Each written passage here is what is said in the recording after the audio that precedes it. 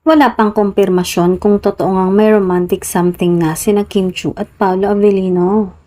Pero ipinapalagay ng mga netizen na nagkakamabutihan na ang dalawa. Biglang araw iba na si Kim sa mga moves ngayon ni Paolo sa kanilang mo show ngayong araw sa SM Dasmariñas. Viral sa X ang clip ng mga pakilig ng dalawa habang nagpe-perform sa stage para sa mga tagahanga na nandun. Maging si Kim ay tuwang-tuwa sa kanyang reaksyon at nagulat nang nilapit ni Paolo ang mukha nito sa kanya.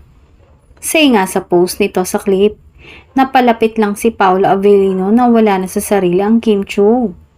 Maririnig naman sa bibig ni Paolo na concern ito sa aktres dahil pawis na matapos ang sing and dance number nito. Malinaw at obvious na nga daw talaga ang relasyon ng dalawa at ayaw lang umamin.